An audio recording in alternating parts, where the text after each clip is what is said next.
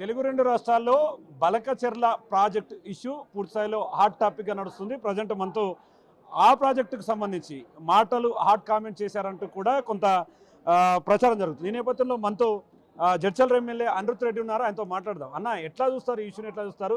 అసలు బనకచెర్ల అంశానికి సంబంధించి మీరు మాట్లాడిన మాటల్లో నిజాలు ఏంటంటే ఏం చెప్తారు? ఎక్కడ చూసినా తెలంగాణ అన్యాయం అవుతుంది. మీరు చూస్తే కృష్ణా నీళ్లు జగన్ సీఎం ఉన్నప్పుడు మీకు తెలుసు అక్కడి నుంచి నీళ్ళు వెనకాల నుంచి తీసుకెళ్తున్నారు.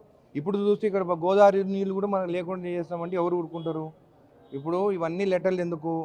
చంద్రబాబు నాయుడు మనుషులు మొత్తం ఇరిగేషన్లో కానీ, రోడ్లు కానీ, కాంట్రాక్ట్లు కానీ, హైదరాబాద్లో కన్స్ట్రక్షన్ కానీ వాళ్ళే ఉన్నారు. అన్నీ కట్ చేయండి, బిల్స్ అన్నీ కట్ చేయండి. వాళ్ళే చంద్రబాబు నాయుడు ఒప్పించుకొని బంకచెర్ల మొత్తం క్యాన్సిల్ చేయించుకొని వస్తారని చెప్పిన ఏం తప్పు మాట్లాడలేదు కదా. అంటే ఈ ఇష్యూకి సంబంధించి ఇప్పటికే తెలంగాణ రాష్ట్ర ముఖ్యమంత్రి రేవంత్ రెడ్డి కూడా ఈ ఇష్యూ పైనే పూర్తి స్థాయిలో ఫోకస్ పెట్టినటువంటి సిచ్యువేషన్. ఇటువంటి టైంలో ఆ ఇష్యూ అంటే ఎట్లా జరిగితే రాష్ట్రానికి అనుకూలంగా ఉంటుందంటే ఏం చెప్తారు? మా సీఎం గారు సీఎం అయినప్పటి నుండి అన్ని స్కీమ్స్ గురించి పాపం దాంట్లోనే బిజీ అయిపోయినారు. స్కీమ్స్ గురించి, పేదవాళ్ళకి సన్న బియ్యం కానీ, ఇండ్లు కానీ దాని మీదనే దృష్టి ఎక్కువ పెట్టినారు. వీటిపైన దృష్టి పెట్టాలి. లేకుంటే మా సీఎం మీకు తెలుసు కదా, ఒక టెర్రర్, ఒక టైగరు. ఖచ్చితంగా యాక్షన్ తీసుకుంటారు.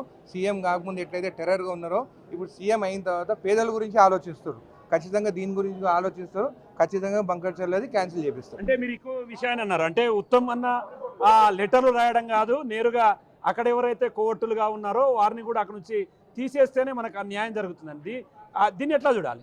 ఉత్తమ్ అన్న ఒక ప్రొఫెషనల్, ఒక ఎయిర్ ఫోర్స్ నుంచి వచ్చిన ఆయన ప్రొఫెషనల్గా పనిచేశారు. ఖచ్చితంగా ఆయన లెటర్స్ ఇచ్చిండు, అక్కడ కూడా స్పందించినారు ఆయనకి.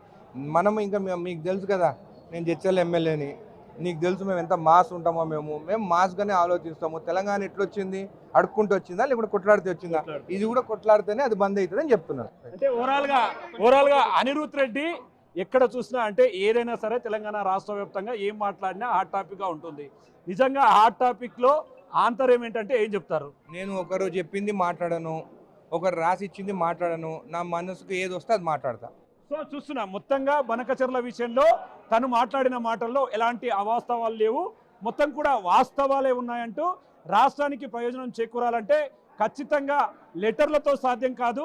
అక్కడ ఆంధ్రాలో ఉన్నటువంటి వారందరినీ కూడా ఇక్కడ నుంచి తీసివేస్తేనే అది సాధ్యం అంటూ కూడా జడ్చల్ ఎమ్మెల్యే అనిరుత్ రెడ్డి చెప్తున్నటువంటి సిచ్యువేషన్ కనిపిస్తుంది.